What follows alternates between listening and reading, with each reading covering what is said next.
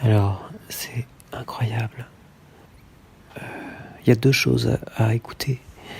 La première, c'est ça.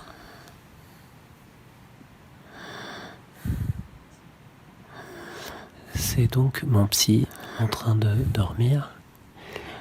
Et depuis, à mon avis, 5 bonnes minutes. Mais je m'en étais pas aperçu. Je viens de m'en apercevoir seulement maintenant. J'avais entendu quand même cette respiration très profonde. Et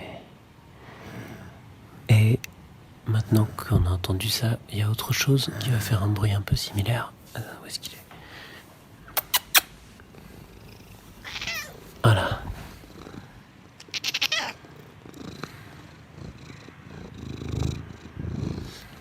Donc c'est un chat qui s'est introduit dans le cabinet.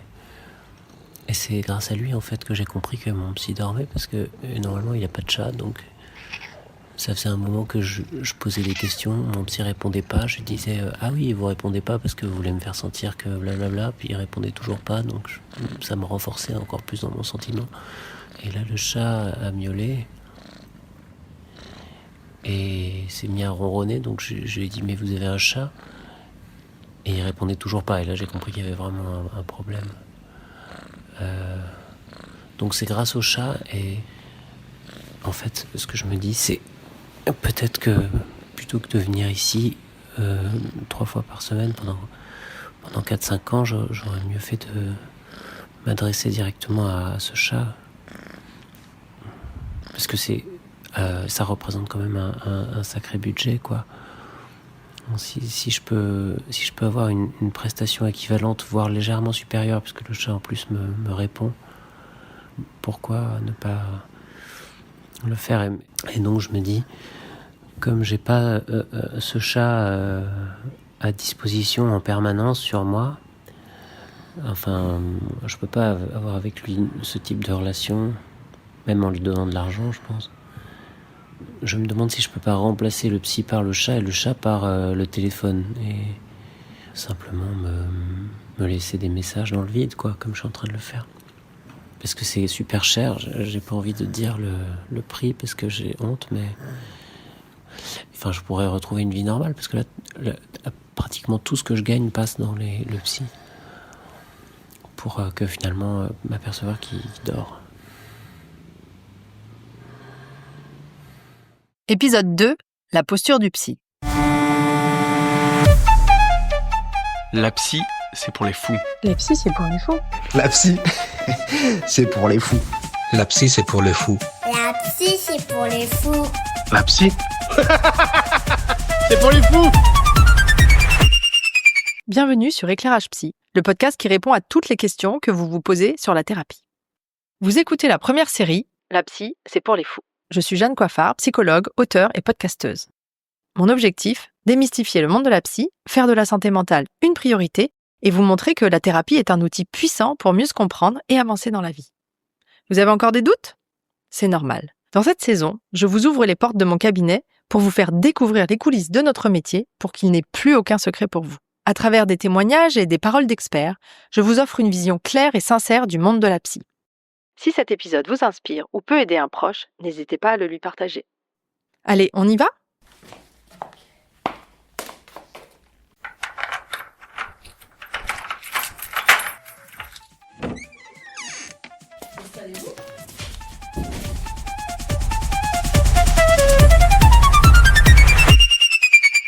Vous vous êtes déjà demandé ce qui se passe vraiment dans le bureau d'un psy ?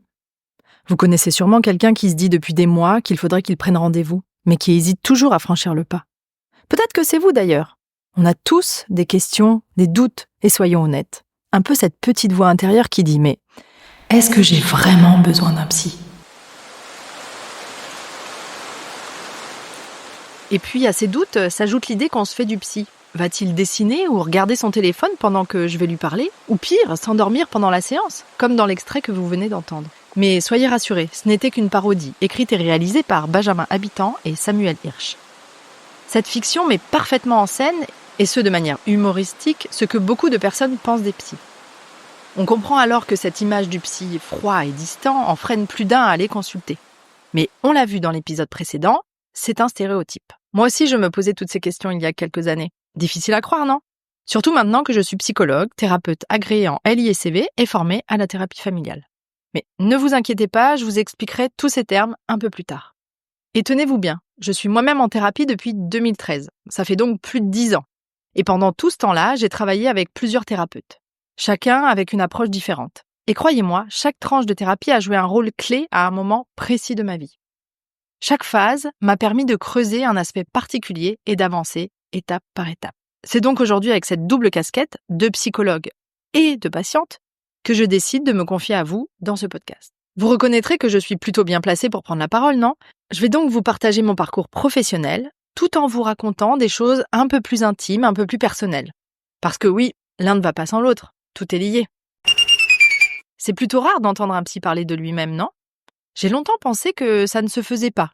Pire, que c'était carrément interdit. Et savez-vous pourquoi les psys ne parlent pas d'eux ? Laissez-moi vous expliquer. Dans le cadre de nos études de psychologie, on nous apprend que pour faciliter le transfert dans la relation thérapeutique, le patient doit en savoir le moins possible sur son psy. C'est ce qu'on appelle la fameuse neutralité bienveillante. C'est un concept qui nous vient de la psychanalyse. Non, mais attends un peu là. Moi, j'y connais rien à la psycho. Va falloir que tu nous aides à comprendre. Hein. C'est quoi cette histoire de transfert, de cadre thérapeutique ? Tu nous expliques un peu là ? Alors, imagine, le cadre thérapeutique, c'est un peu comme la salle de cinéma, tu vois ? Et le thérapeute, c'est l'écran blanc sur lequel le film va être projeté, transféré. Bon, sauf que là, le film, c'est pas Star Wars ni Titanic, mais plutôt ton passé, tes relations familiales, tes peurs et tes désirs refoulés. Et le truc, c'est que parfois, tu te mets à ressentir toutes sortes de trucs intenses envers ton thérapeute, mais en fait, c'est juste ton cerveau qui rejoue ces vieux films sur cet écran blanc. C'est fou, non ? Impressionnant. Et c'est là que les psys peuvent te donner un coup de main pour décrypter tout ça. C'est une occasion en or pour comprendre ce qui se trame dans ton inconscient et ton subconscient. Voilà, en gros, le transfert, c'est un peu ça. C'est plus clair pour toi ? Ah ok, je crois que je capte. Donc en gros, c'est comme si je projette tous mes vieux souvenirs, mes galères et mes émotions sur toi la psy. Un peu comme un film sur un écran. Et du coup, ce que je ressens pour toi, c'est pas vraiment sur toi, c'est juste mon cerveau qui rejoue des trucs du passé. Voilà, c'est ça, tu as tout compris. Même si cette théorie est très intéressante, la psychanalyse, ce n'est pas tout à fait mon référentiel théorique avec lequel je travaille. Et pour être honnête, ce principe de neutralité m'a toujours un peu dérangée. Est-ce seulement possible de rester neutre alors que nous choisissons nos vêtements le matin et que nous décorons notre bureau selon nos goûts ? Tous ces détails parlent de nous finalement et donnent des indications sur notre personnalité, sur qui nous sommes.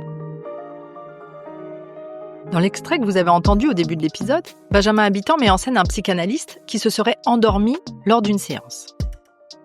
Même si ça a pu déjà arriver qu'un psy s'endorme en séance.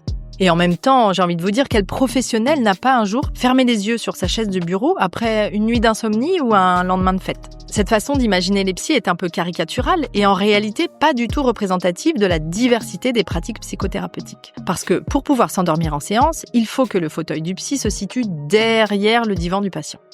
Or, seuls les psychanalystes travaillent de cette façon-là. Cette posture du psy a été utilisée justement pour pouvoir respecter la fameuse neutralité bienveillante. Comme le patient ne voit pas son psy, il ne peut pas voir toutes ces petites mimiques réflexes. Vous savez ce qu'on appelle la communication non verbale, comme par exemple ce petit haussement de sourcil qui traduit l'étonnement, ou peut-être, l'indignation. Ah non, peut-être le dégoût.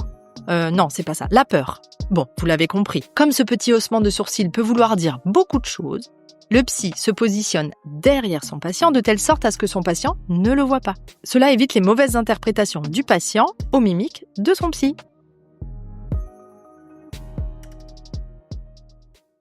Et le psy, il pourrait pas s'empêcher de lever les sourcils ? Ce serait quand même plus simple, non ? Bah non, justement, ce sont des mimiques réflexes, donc incontrôlables. Avez-vous déjà essayé de garder un visage totalement impassible quand quelqu'un vous raconte quelque chose ? Franchement, le poker face, c'est peut-être encore plus flippant que de montrer ce qu'on ressent. Souvenez-vous, dans l'épisode précédent, je vous ai expliqué la différence entre psychiatre, psychologue et psychanalyste. Et ce n'est pas du tout la même chose. Les gens confondent souvent psychanalyste et psychologue. C'est peut-être aussi votre cas d'ailleurs, d'où l'image erronée qu'on se fait de cette profession. Cette image du psy austère et silencieux doit évoluer. Et d'ailleurs, elle est en train de bouger. Et je pense que les patients aussi ont envie que la posture du psy change. Claire l'exprime très bien d'ailleurs. J'ai le sentiment que les psychologues aujourd'hui, quand on rentre dans un cabinet de psychologie, cette personne, elle vous montre un petit peu plus son monde, de par la manière dont elle va meubler son local et tout ça. Donc il y a plus d'ouverture. Moi, j'ai ce sentiment-là. Donc j'ai l'impression que la profession, elle est aussi en train d'évoluer autrement avec les praticiens actuels, qui sont plus jeunes et tout ça, quoi. Plus libres. Pendant longtemps, donc, j'étais hyper mal à l'aise avec cette notion de neutralité dans ma pratique. Ou en tout cas, ce que j'en avais compris. J'avais l'impression qu'il était formellement interdit de parler de soi. Alors, quand on sait que 80% de notre communication est non-verbale, on comprend aisément que c'est absolument impossible de ne pas communiquer. Dans la théorie psychanalytique, le psy doit se montrer le plus neutre possible. Il intervient rarement pour laisser l'espace au patient de projeter dans la relation thérapeutique ce qu'il a besoin de travailler. Voilà quelques éléments du cadre psychanalytique. Je ne juge pas cette méthode thérapeutique. Je dis juste que cela ne me convient pas à moi. Je suis plus sensible à d'autres référentiels théoriques et à d'autres approches psychothérapeutiques. Chacun est libre de choisir la thérapie qui lui convient le mieux, qu'il s'agisse du patient comme du professionnel. En tout cas, pendant longtemps, moi, j'ai essayé de suivre la règle. J'évitais de répondre aux questions personnelles des patients en faisant quelques pirouettes. Par exemple, je détournais leur attention ou leur posais une question en retour. Vous savez, le fameux « et vous, qu'en pensez-vous ?» Bref, j'esquivais quoi. Et puis un jour, j'ai eu un déclic. On était en pleine période de Covid. La nounou de ma fille était malade. Elle avait donc le Covid. Oui, je fais encore partie de ces gens qui disent le Covid et non la Covid. Ça me paraît complètement bizarre. La règle a changé en cours de route et vraiment, je m'y fais pas. Donc la nounou tombe malade et je dois alors rester avec ma fille à la maison et prévenir mes patients que je ne pourrais pas assurer les consultations du jour. Là, mon cerveau a bugué complet. Je me suis mise à écrire un message tellement alambiqué pour éviter de mentionner à mes patients que j'étais maman d'un enfant en bas âge. Ce qui est, cela dit en passant, complètement ridicule puisque certains d'entre eux m'avaient vue enceinte. Mon message ressemblait plus ou moins à ça. Les décisions gouvernementales en matière de Covid ne me permettent pas de... blablabla. Sérieux ? Tout ça pour éviter de dire simplement « Désolé, je dois rester avec ma fille, sa nounou est malade ». C'était pourtant pas très compliqué. C'est à ce moment-là que quelque chose a basculé dans ma tête. Quand je suis retournée travailler, j'ai décidé d'arrêter de faire semblant. Et je me suis enfin autorisée à prendre de la distance par rapport à cette règle enseignée à la fac et qui date de la fin du 19e siècle. Merci Freud. Mais Freud, c'est pas lui qui pensait que les patientes tombaient amoureuses de leur psy ? Oui, alors, c'est un peu plus compliqué que ça. Freud, c'est un peu le grand-père de la psychanalyse, tu vois. Il a inventé l'idée que dans notre tête, il y a un inconscient qui bosse en coulisses sans qu'on le sache. C'est lui qui a dit que nos rêves, nos lapsus, et même certaines de nos envies un peu bizarres, c'est notre inconscient qui essaye de nous parler. Et puis, il est aussi connu pour avoir parlé du fameux complexe d'Oedipe. T'as déjà dû en entendre parler. Cette drôle d'idée selon laquelle les enfants sont un peu en compétition avec leurs parents et voudraient épouser leur père ou leur mère. Bref, Freud, c'est celui qui a essayé de décoder les mystères de notre cerveau, parfois de manière un peu originale. Bon, faut dire, c'était au début du XXe siècle. Mais néanmoins, certaines de ces théories restent encore d'actualité.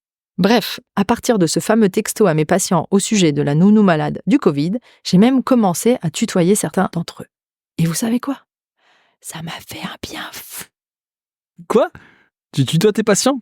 Mais ils en pensent quoi, eux ? Question très intéressante en effet. Alors, il y a eu plusieurs réactions plutôt bonnes dans l'ensemble. Emeline, par exemple, s'est demandé si c'était OK de tutoyer sa psy. Il a fallu qu'elle soit rassurée par sa sœur, elle-même psychologue, pour se sentir à l'aise avec l'idée. Et le moment où ma psy m'a tutoyée pour la première fois, ouais, c'est arrivé un peu à un moment où je m'y attendais pas. Et en même temps, ça m'a paru un peu évident. Et je sais que sur le coup, je me suis dit, oh mince, elle m'a dit et puis elle a pris ça vraiment, ah bon, bah si c'est sorti, c'est que ça devait sortir. Est-ce que ça te dérange si on se tutoie finalement ? Et je lui dis, bah non, parce qu'en fait, ça me dérange pas du tout qu'elle me tutoie. Mais j'ai quand même eu la petite question de, est-ce que c'est normal, mon Dieu, qu'on se tutoie avec une psy ? Et je me rappelle qu'en sortant de la séance, j'ai de suite appelé ma sœur qui est psychologue pour lui demander si c'était grave qu'on se dise tu avec ma psy. Et elle m'a dit, non, pas du tout. Moi, ça m'arrive aussi de tutoyer des patients. Des fois, c'est comme ça. On n'arrive pas à se vous voyer et c'est comme ça que la relation, elle est vraie. Et une fois que j'ai eu la, entre guillemets, validation de ma sœur, je me suis dit, mais oui, mais évidemment. Enfin, je vois pas comment on pourrait se vous voyer. Quant à Célestin, le tutoiement lui a vraiment permis d'investir sa thérapie. Il a senti que quelque chose de plus vrai et plus profond devenait possible. Lorsque le tutoiement m'a été proposé, Ça a sincèrement été une révélation. Avec le tutoiement, j'ai pu davantage rentrer à l'intérieur de moi, à l'intérieur de ma thérapie, puisque j'ai pu davantage me dévoiler, davantage être qui je suis. Lorsque je vous vois quelqu'un et lorsque je tutoie quelqu'un, c'est pas dans les mêmes cadres, c'est pas dans les mêmes contextes, je dis pas vraiment les mêmes choses. Pour moi, le vouvoiement était assimilé à du milieu du travail, du milieu de la distance. Et le tutoiement a permis justement de créer une relation très saine d'un point de vue patient-thérapeute, mais à la fois une relation. Une relation, je t'écoute. Tu es en confiance, tu peux te dévoiler. Ça s'est fait naturellement, hein. Je l'interprète maintenant comme ça, mais je sais que j'ai pu aller beaucoup plus en profondeur dans une relation où je me suis senti en sécurité et j'ai pu me dévoiler parce que le tutoiement a pu être possible. Quant à Thomas, il a une perspective double, à la fois en tant que patient, mais aussi en tant que thérapeute. Il nous explique comment le tutoiement permet d'instaurer un autre type de relation que celui dont on a l'habitude avec les soignants. Au début, j'avais une certaine image du psychologue, une représentation, ouais. Et pour moi, ça allait être du vouvoiement, énorme distance, parce que je me disais que le thérapeute en avait besoin pour pouvoir entendre ce que le patient a à dire et pas s'impliquer dedans. Quand Jeanne m'a tutoyé d'entrée, moi, c'est quelque chose qui m'a pas du tout gêné. Au contraire, ça a permis de créer un lien assez rapide et de discuter sans que ce soit quelque chose d'ultra formel au final. Donc c'est quelque chose qui, moi, personnellement, m'a permis de me mettre à l'aise et de me livrer beaucoup plus facilement. Je suis ostéopathe et donc je reçois des patients en cabinet de tout âge.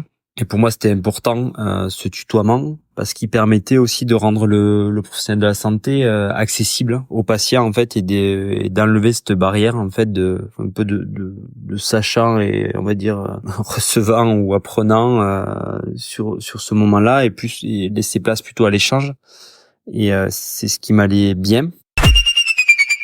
Tutoyer mes patients m'a permis de prendre un peu de distance avec ce que j'avais appris à l'université. Ça m'a libérée de certaines pratiques que je n'avais jamais vraiment remises en question, mais qui, au fond, me mettaient très mal à l'aise.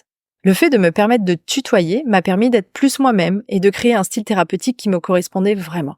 Je ne m'obligeais plus à jouer la psy parfaite, je pouvais enfin m'autoriser à être moi, tout simplement. Et franchement, quel soulagement!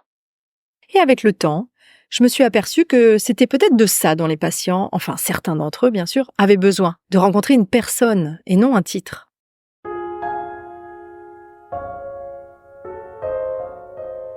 On dit souvent qu'on a les patients qui nous ressemblent.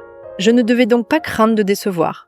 C'est certain que ma façon de faire ne pouvait pas plaire à tout le monde. Qu'à cela ne tienne, les journées ne sont pas extensibles de toute manière et mon emploi du temps était déjà plein. Finalement, quand je vais chez le psy, moi aussi, comme Isa, j'ai envie d'être dans un endroit agréable, enveloppant, sécurisant. À l'inverse, quand les patients ressentent trop de distance, l'expérience n'est pas du tout la même. En arrivant en France, j'avais pas trop le budget pour me payer une psy, mais quand même, quand je sentais que ça flaquait, tu vois, il y avait quelque chose je sentais une faiblesse, tu vois, j'avais besoin d'un accompagnement. Je suis allée voir une psy allemande qui était très rigoureuse et c'est là où il y avait eu un choc culturel. Parce que c'est une copine argentine qui me, du coup, ma copine psy qui me l'a passée, du coup, elle était très bien, cette psy, mais quand même, elle était, t'arrivais dans son cabinet, c'était froid. Tout était blanc, t'attendais là et c'était genre comme attendre aller chez le dentiste. Tu passais dans un cabinet, c'était genre tête à tête, tac tac. Elle était peut-être pertinente, mais humainement, c'est très très dur. Enfin, je veux dire, il y avait vraiment une distance que pour moi était pas. J'ai pas retrouvé le truc que j'avais avant, quoi, ce cocooning. J'ai continué un peu et puis j'ai arrêté. Isa ne doit pas être la seule à penser comme ça. Peut-être que vous aussi, vous aimeriez trouver un psy chaleureux, avec qui vous vous sentez à l'aise, et faire vos séances, si elles ne sont pas en visio, dans un bureau dans lequel vous vous sentez bien. Alors, malgré mon petit côté bon élève, et si vous voulez savoir pourquoi j'ai développé ce mécanisme, vous pouvez lire mon livre « La fleur au fusil ». Donc je disais, malgré mon petit côté bon élève, j'ai réussi à m'affranchir de certaines règles conventionnelles qui ne me correspondaient pas, sans que ça ait un impact sur la qualité de mes accompagnements. Au contraire même. La preuve, aujourd'hui, je m'autorise à me servir de mon histoire, à vous la raconter. Et on l'a vu, pour un psy, c'est loin d'être conventionnel. C'est même franchement hors cadre. Alors pourquoi je décide aujourd'hui de me confier à vous comme ça ? J'ose le faire car le métier souffre d'un manque de reconnaissance alors même qu'il suscite de l'admiration.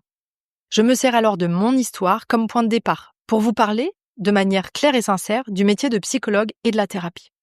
Certains de mes collègues pourraient tiquer là-dessus, mais qu'ils se rassurent. Si je m'autorise à le faire aujourd'hui, c'est parce que je suis sur le point de prendre un nouveau tournant dans ma vie professionnelle. Je souhaite exercer ce métier différemment. Je vais peu à peu sortir de mon cabinet pour accompagner les gens autrement.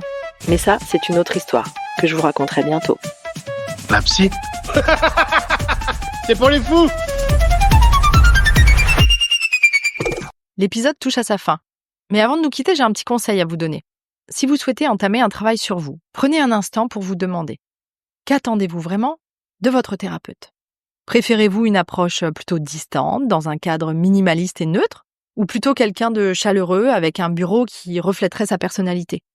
Dans tous les cas, vous pouvez être certain d'être accueilli avec bienveillance et sans jugement. Et si l'univers des thérapies et des thérapeutes vous semblant encore un peu flou, pas de panique. Prenez rendez-vous avec moi sur mon site internet pour une consultation d'orientation thérapeutique. Je serai ravie de vous aider à y voir plus clair. Et pour vous, futurs étudiants ou jeunes praticiens, un conseil. Prenez le temps de trouver la posture qui vous ressemble vraiment. Voyez, celle qui vous va comme un gant, même si elle ne correspond pas toujours à ce qu'on vous a renseigné à l'université. Parce qu'entre nous, la théorie, c'est bien, mais la pratique, c'est là que tout se joue. Alors, osez explorer, ajustez et faites votre propre chemin. C'est comme ça que vous deviendrez le psy que vous avez vraiment envie d'être. Et pour terminer, je vais reprendre les mots d'un psychologue, Jean-Baptiste Goupil-Lucas Fontaine, que j'ai lu sur les réseaux sociaux. Il répondait à une jeune psychologue en libéral qui se sentait visiblement très perdue. Et je l'ai trouvé de très bons conseils. Il dit ceci: « Je suis psy en libéral aussi. Ce ne sont pas les formations qui font de nous des personnes capables de comprendre et d'aider les personnes qui nous consultent. Cela nous aide, mais ce qui se passe est ailleurs. C'est dans la relation elle-même qu'une magie s'opère. Et bizarrement, c'est en se laissant être soi-même qu'on donne le plus de soutien et d'aide à nos patients. Le personnage du ou de la psy, au bout d'un moment, devient pesant, pour tout le monde en réalité. Et il faut parfois le ranger au placard. » Ces quelques mots m'ont beaucoup touchée, c'est pour ça que j'ai décidé de vous les partager. Mais avant de devenir le psy que l'on aspire à être, il y a une étape, disons, incontournable, et pas des moindres. Dans le prochain épisode, je vous embarque dans le monde fascinant et parfois décourageant de la formation des psychologues. Et oui, on va continuer à casser quelques idées reçues en chemin. À mon époque, je pense que c'était plutôt des gens qui savaient pas quoi faire qui allaient dans cette voie-là. C'était un peu une voie de garage, quoi. Comme Audrey, moi aussi, à l'époque du bac, j'ai cru à ce cliché. Mais quand on gratte un peu, on se rend vite compte que cette voie de garage est en réalité hyper sélective. Beaucoup d'appelés, mais très peu d'élus. On se retrouve dans 15 jours pour en parler.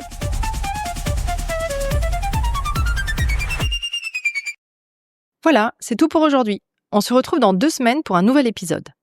Pour soutenir ce podcast, abonnez-vous sur votre plateforme d'écoute préférée et laissez-moi un commentaire. Ça m'aide à me faire connaître. Vous pouvez aussi me suivre sur les réseaux sociaux.